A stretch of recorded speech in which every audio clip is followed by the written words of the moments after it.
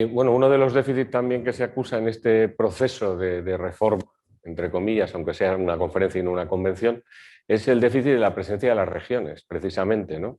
Incluso también de las ciudades, ¿no? Es decir, que todo al final vuelve otra vez a pivotar sobre los Estados miembros. ¿Qué reforma debería emprenderse para que las regiones tuvieran un papel más determinante en el futuro de Europa? Bueno, es verdad, tuvimos un debate sobre cómo podía participar en el Comité de Regiones, ¿no? Y ahí hubo varias propuestas y evidentemente el resultado pues, no ha sido el que a mí me hubiera gustado, porque efectivamente tenemos regiones europeas muy potentes con competencias legislativas y, como digo, que están reclamando además una gobernanza multinivel desde hace muchísimo tiempo. Bueno, pues el Comité de Regiones no está suficientemente representado y por lo tanto tampoco va a poder aportar esa visión. Y yo creo que aquí sigue habiendo una cosa que deberíamos evitar, pero no sé cómo hacerlo, que es el miedo de los estados a que esa gobernanza multinivel forme parte de la futura estructura institucional europea.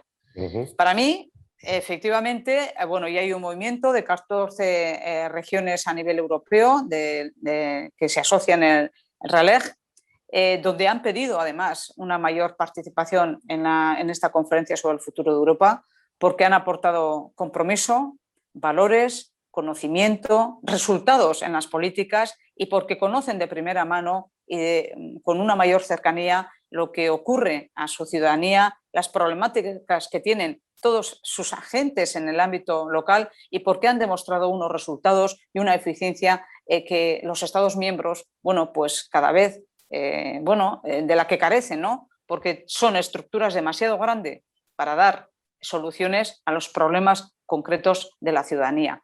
Ahí ha habido una posición y una petición que no ha sido tenida en cuenta y yo creo que en el futuro de Europa el éxito de la nueva estructura pasa, o al menos me gustaría, primero, para que esta estructura multinivel estuviera reflejada, que tuviéramos no solamente los estados que estamos viendo que cada vez pierden más competencia, donde estamos viendo que la participación de las regiones es imprescindible para abordar desde el ámbito de la futura movilidad hasta el cambio climático, la sostenibilidad. Es imprescindible este nivel regional para abordar toda esta transformación, incluso la digital que necesitamos, y sobre todo porque en este momento además hay un debate sobre la presencia y la importancia también de las ciudades. Y yo creo que no podemos abstraernos a este debate político en Europa. ¿Qué me gustaría? Pues me gustaría que de esta reforma la ciudadanía europea pudiera tener la capacidad, la posibilidad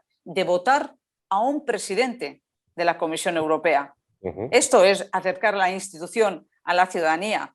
Y me gustaría también que el Parlamento Europeo tuviera, igual que el resto de los parlamentos europeos, competencia legislativa, iniciativa legislativa, cosa que en este momento no tiene. Hablamos de las listas transnacionales, que están muy bien, y yo soy partidaria de hacerlo porque creo que esto significa abordar también la identidad europea.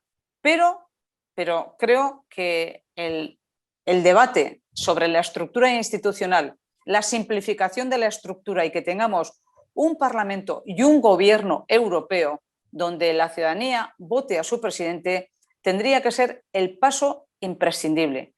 Vemos en todas las crisis, la ciudadanía pide más respuestas a Europa y Europa no va a poder dar más respuestas si realmente no tiene la composición que tenemos en este momento en el ámbito nacional o en el ámbito regional. Y creo que estas son claves. Y luego profundizar en lo que ya es un grito de alarma de todos los Estados miembros. Desarrollo económico sí, pero tiene que ir acompañado de un modelo social que pueda llegar a todos los ciudadanos europeos. Creo que esto es lo que debería de salir. Si no hacemos o no planteamos la posibilidad de grandes reformas o no damos respuesta a las recomendaciones que puedan salir, yo creo que podríamos fracasar y no nos lo podemos permitir. Una última cuestión. En una reciente intervención suya en el Pleno del Parlamento Europeo, en el debate sobre la Ley de Cambio Climático, abogaba por una mayor atención de los temas de la acuicultura y la pesca, ¿no?, en la lucha contra el cambio climático. ¿Es un poco la hermana pobre del Green Deal europeo o la olvidada? Sí, yo llevo 12 años en el Parlamento Europeo y lo que estoy viendo en los últimos tiempos, y casi diría que es más agudo, más intenso y más preocupante en esta nueva legislatura, es la criminalización del sector pesquero. Y además es una criminalización y una invisibilidad. Uno de los proyectos estratégicos que se ha planteado por parte de la Comisión es la estrategia de la granja a la mesa, Farm to Fork, y sin embargo no hay prácticamente presencia del sector pesquero. No se habla de los alimentos de la mar. Hay una mención en 3 ocasiones, pero incluso no se le menciona ni en el nombre. Nosotros desde la Comisión de Pesca hemos pedido con diferentes enmiendas que se incluyera al sector de la pesca, modificando incluso el título. Pues no hemos tenido ningún éxito. Y entonces esto es muy preocupante. Esto por un lado, la invisibilidad. En segundo lugar, estamos con la estrategia de biodiversidad, por ejemplo, donde se abordan una serie de cuestiones sobre la protección medioambiental y no se considera en absoluto el sector estratégico que es el de la pesca, porque somos dependientes de terceros países, porque consumimos más de lo que somos capaces, además de pescar o de producir.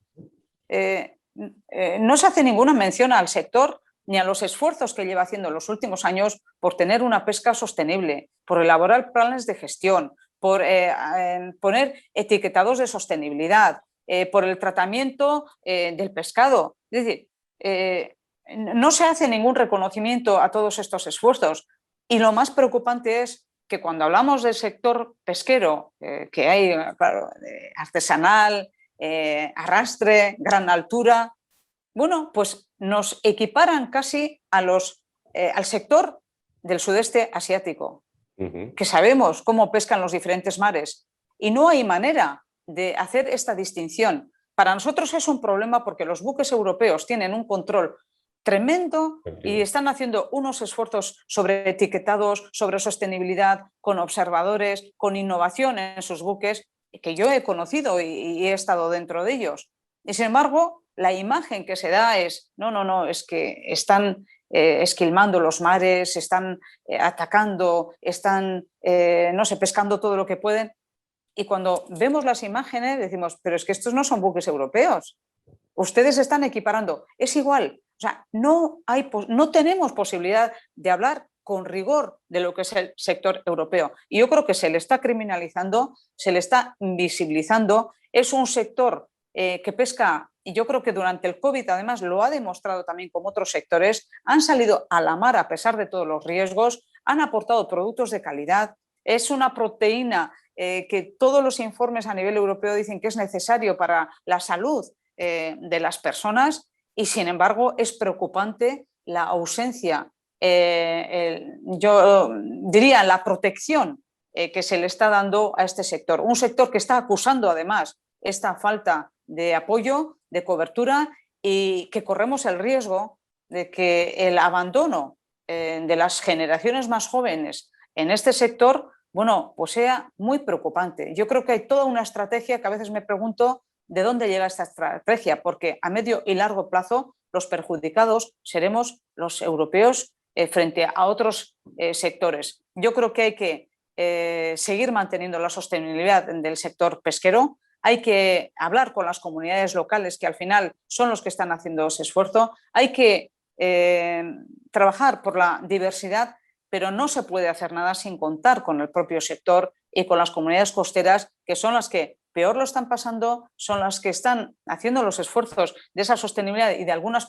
pesquerías, que es verdad que han estado mal a nivel europeo, pero que los grandes esfuerzos pues están dando unos resultados positivos. Más de una vez le he pedido al comisario europeo que salga en defensa del sector, que les lance unas palabras de ánimo, que reconozca sus esfuerzos y que colaboren y que participen para adoptar las mejores medidas. Espero que en algún momento nos escuche. Muchísimas gracias por sus opiniones y mucho ánimo por el trabajo que están haciendo el Parlamento, que está siendo exhaustivo, evidentemente, en esta difícil salida de la crisis de la pandemia. Muchísimas gracias. Hasta siempre. Gracias.